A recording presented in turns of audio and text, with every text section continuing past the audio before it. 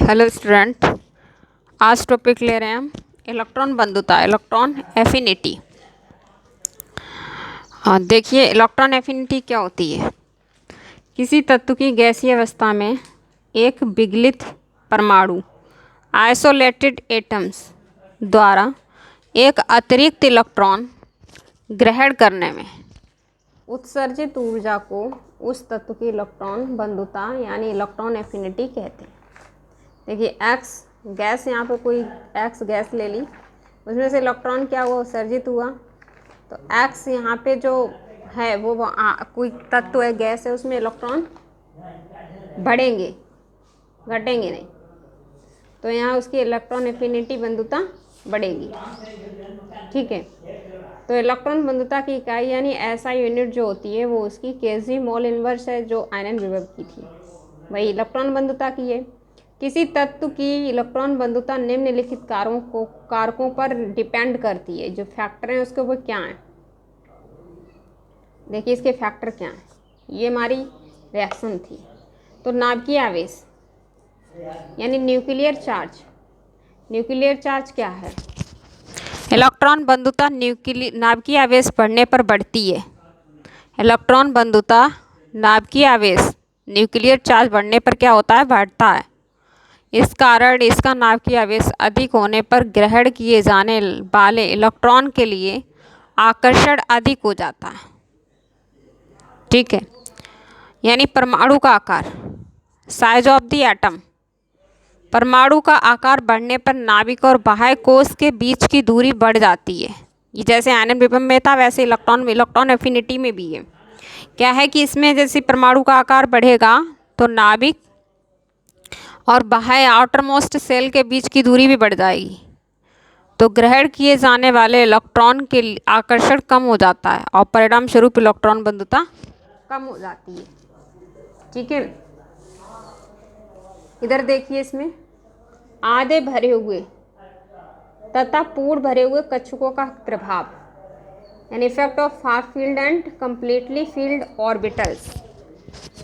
ठीक है, तीसरा पॉइंट जो हमारा है वो आधे भरे हुए तथा पूर्ण भरे हुए ऑर्बिटल का प्रभाव कैसा रहेगा। तो आधे भरे हुए तथा पूर्ण भरे हुए ऑर्बिटल एटम्स में स्थायित्व प्रदान करते हैं, स्टेबिलिटी। ऐसे एटम्स में जो अतिरिक्त एक्स्ट्रा इलेक्ट्रॉन्स होते हैं उनको एक्सेप्ट करने की जो प्रकृति होती है, नेचर होता है, वो बहुत ही कम होता है। एंड इनकी जो इलेक्ट्रॉन एफिनिटी भी होती है वो भी कम हो जाती है। ठीक है, चाहे वो आधे भरे हुए हों या पूर्ण भरे हुए ऑर्बिटल्स, इन दोनों का इफेक्ट यही पड़ता है। विद्युत ऋणात्मकता, इलेक्ट्रोनेगेटिविटी क्या होती है। इलेक्ट्रोनेगेटिविटी यानी किसी भी मॉलिक्यूल में किसी भी एलिमेंट के एटम्स की विद्युत ऋणात्मकता जो हम आपको बता रहे हैं, किसी भी मॉलिक्यूल में किसी भी एलिमेंट्स के एटम्स की साझे के इलेक्ट्रॉन युग्म, जो साझे का कोवैलेंट बॉन्ड होता है, ठीक है, वो क्या होता है, अपनी ओर आकर्षित करता है या फिर करने की क्षमता को उस तत्व की विद्युत ऋणात्मकता कहते हैं, ऐसे भी कह सकते हो। ठीक है, जो साझे का इलेक्ट्रॉन होता है वो अपनी ओर क्या कर लेता है, उसको आकर्षित करता है, अपनी ओर खींचता है। तो उस चीज़ के लिए हम क्या बोलेंगे, इलेक्ट्रोनेगेटिविटी बोलेंगे। ठीक है, पॉलिंग और मलिकेन एक साइंटिस्ट थे, पॉली और मलिकेन, उन्होंने ही बताया था कि जिस तत्व का आयनन विभव व इलेक्ट्रॉन बंधुता अधिक होगी या अधिक होती है, क्या आयनन विभव पोटेंशियल, ठीक है, और इलेक्ट्रॉन बंधुता अधिक होती है, तो क्या होता है, विद्युत ऋणात्मकता यानी इलेक्ट्रोनेगेटिविटी भी उसकी अधिक होगी। मलिकेन ने जो कहा था कि तत्व की विद्युत ऋणात्मकता उसके आयनन विभव व इलेक्ट्रॉन पर आधारित होती है।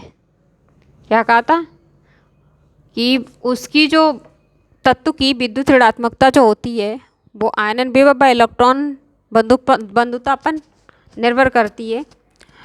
तो जैसे इन्होंने लिया था एक फार्मूला, विद्युत ऋणात्मकता इक्वल टू हाफ आयनन विभव प्लस इलेक्ट्रॉन बंधुता, तो electronegativity equal to half Ip plus E ये इसका फार्मूला है विद्युत ऋणात्मकता निकालने का।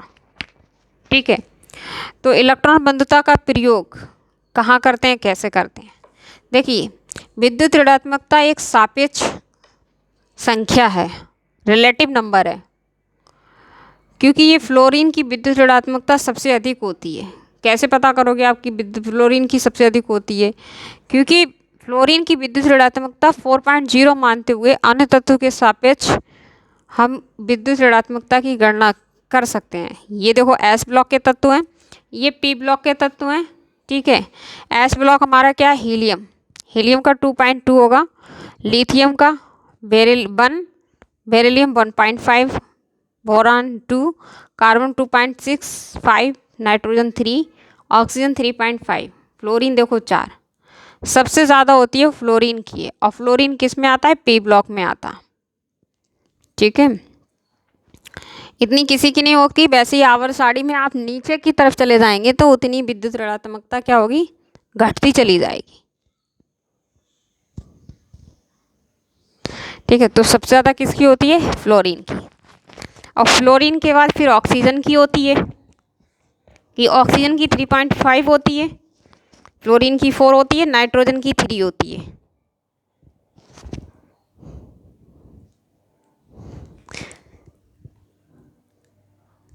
जितने ही नीचे तत्व में आप जाएंगे सारणी के, वर्ग के, आवर्त के, उतनी विद्युत ऋणात्मकता कम होती चली जाएगी। आप टेबल के थ्रू आप देख सकते हैं यहाँ पे विद्युत ऋणात्मकता। ब्लॉक इसमें देखो 1, 2, 13 और 1, 2, 13 हैं। 1, 2 ये 2 ब्लॉक हैं, 1, 2 ये एस ब्लॉक में आते हैं। और 13 से लेकर जो 17 तक ब्लॉक हैं, वो जैसे 14, 15, 16, 17। 14 में कौन से आते हैं? कार्बन है, nitrogen, oxygen, fluorine, silicon, phosphorus, sulphur, chlorine. ठीक है, और फिर जितने ही नीचे चले आएंगे देखिए उतना ही क्या होगा? विद्युत ऋणात्मकता बहुत कम होती चली जाएगी। ऐसे इसमें एस ब्लॉक में देखिए helium, lithium, sodium, krypton, rubidium, scandium, beryllium, magnesium, calcium देखिए है। जितना ही नीचे आएंगे आप उतना ही विद्युत ऋणात्मकता कम होती चली जाएगी। वर्ग यानी आवर्त में जितने नीचे आएंगे विद्युत ऋणात्मकता उतनी कम होगी। ये है तरीका, तो ये ध्यान रखना। पूछ लेते हैं 1 नंबर में क्वेश्चन, ऑप्शन में पूछ लेते हैं, 2, 3, 4 ऑप्शन दे देते हैं ऑब्जेक्टिव में कि ये तत्व दे रखे हैं चारों, और इनमें सबसे ज़्यादा विद्युत ऋणात्मकता किसकी होगी? तो अगर आपने पढ़ी होगी विद्युत ऋणात्मकता तो आप बता सकते हो फ्लोरीन की होती है सबसे अधिक, और फ्लोरीन पी ब्लॉक में आता है। फ्लोरीन के बाद ऑक्सीजन की होती है 3.5, सॉरी नाइट्रोजन की, हाँ ऑक्सीजन है, ऑक्सीजन की होती है 3.5, ये भी पी ब्लॉक में आता है। इसके बाद नाइट्रोजन की होती है, नाइट्रोजन भी पी ब्लॉक में आता है। नाइट्रोजन की विद्युत ऋणात्मकता 3 होती है, याद रखना।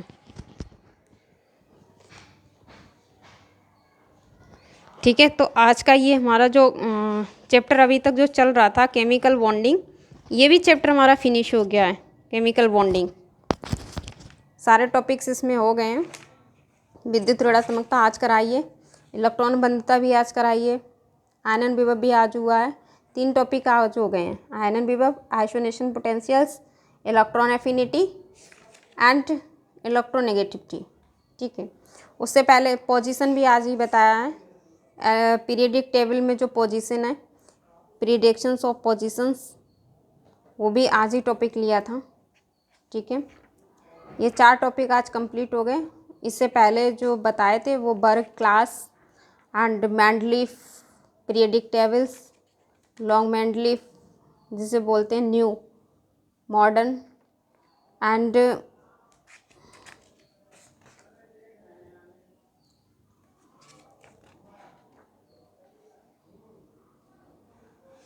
ये हमारा चैप्टर 3 था। ठीक है, अब हम चैप्टर नया स्टार्ट करेंगे 4th।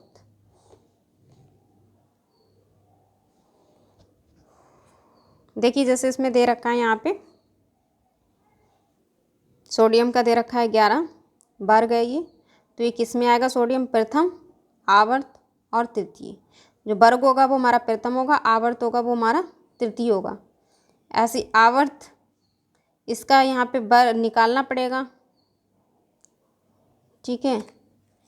ये लघु उत्तरीय का है, किस तत्व के इलेक्ट्रॉनिक विन्यास, यानी 1s2 2s2 2p6 3s1 6 7 8 9 10 11 sodium का दे रखा है यहाँ पे। तो सोडियम किस तत्व का है, सोडियम किसका है, यानी वर्ग सोडियम का प्रथम है, आवर्त तृतीय, और ये तत्व कौन सा है, सोडियम है, ठीक है। पहला जो क्वेश्चन था लघु उत्तरीय, ये किसी तत्व का इलेक्ट्रॉनिक विन्यास इतना है तो आवर्त सारणी में वर्ग और आवर्त स्थान ज्ञात कीजिए। तो आपको इलेक्ट्रॉनिक विन्यास निकालने से पता ही चल जाएगा कि ये तत्व कौन सा, जब तत्व निकल आएगा तो हमारा आवर्त और वर्ग भी निकल आएगा। मेन चीज़ तत्व होती है कि तत्व निकालने फिर आवर्त वर्ग निकल आता है, ठीक है। ये भी टॉपिक यहाँ पे फिनिश हो रहा है, और आज की वीडियो भी ये वाली यहाँ फिनिश कर रहे हैं, ये चैप्टर भी यहीं पे फिनिश हो रहा है, ठीक है।